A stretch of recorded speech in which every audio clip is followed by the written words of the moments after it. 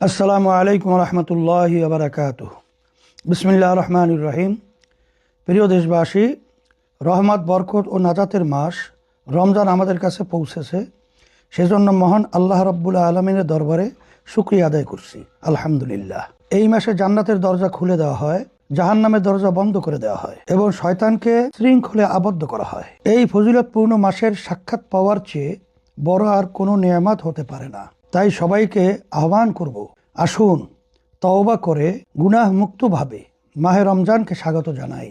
ফরজ আমলে মনোযোগী হই, তেলাওয়াত, জিকির ও নফল ইবাদতে মগ্ন হই। তাহাজ্জুদ, তারাবি আদায়ে গুরুত্ব প্রদান করুন।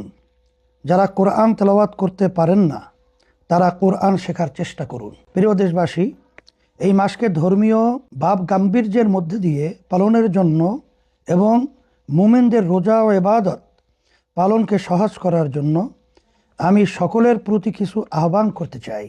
আপনার অতস্তনের কাজের চাপ কমিয়ে দিন, যাতে তারা ইবাদত করার সুযোগ পায়। খাদ্যপণ্য ও নিত্য প্রয়োজনীয় জিনিসের দাম কমিয়ে রাখুন, যাতে রোজাদারগণ স্বাচ্ছন্দ্যে সেহরি ইফতার করতে পারে। দিনের বেলায় হোটেল রেস্তোরাঁ বন্ধ রাখুন। ইসলামী শরিয়া মোতাবেক জীবন যাপনের চেষ্টা করুন। বাসায় কোরআন তেলাওয়াতের চর্চা শুরু করুন।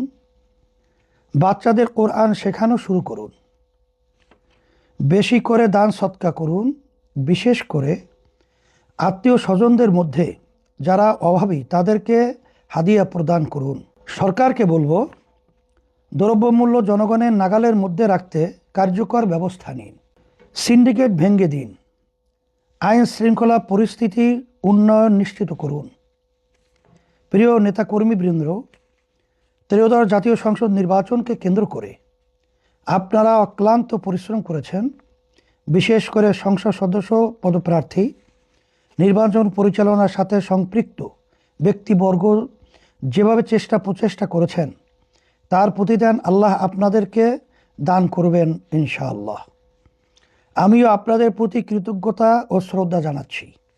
নির্বাচনের ফলাফল আপনাদের খানিক হতোদ্যম করেছে হয়তো, তবে ইসলাম ও শরিয়া প্রশ্নে আমরা যেভাবে লড়াই করেছি সেটাই আমাদের জন্য গর্বের ও সৌভাগ্যের।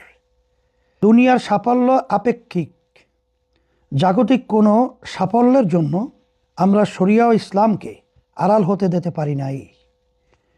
ইসলাম ও শরিয়া সমর্থন করে না এমন কোনো কৌশল গ্রহণ করি নাই। আমরা আমাদের প্রচেষ্টা করেছি, ফলাফল আল্লাহ পক্ষ থেকে। সেজন্য বলবো, হতোদ্যম হবেন না, নৈরাশ হবেন না, বরং পূর্ণ উদ্দীপনা নিয়ে কাজ চালিয়ে যেতে হবে। আমরা সামগ্রিক পর্যালোচনা করেছি, আপনাদের সাথেও কথা বলবো। আমাদের করণীয় যা যা আছে তা আমরা করব ইনশাআল্লাহ। আল্লাহ যে জনগোষ্ঠীর 90 বা 91% মুসলিম হিসাবে কবুল করেছেন, সেই জাতির শাসন ক্ষমতায় ইসলাম ও শরিয়া প্রাধান্য আল্লাহ দিবেন। সেজন্য আমাদের আত্মত্যাগ, পরিশ্রম ও কঠোর সাধনা করে যেতে হবে। প্রিয় দেশবাসী, আসুন কোরআন নাজিলের এই মাসে নিজের আমেল সমৃদ্ধ করি। একই সাথে কোরআনের দাওয়াত মানুষের মাঝে ছড়িয়ে দেই। নাসরুম মিনাল্লাহি ওয়া ফাতহুন করিব। আসসালামু আলাইকুম ওয়া রাহমাতুল্লাহি ওয়া বারাকাতুহু।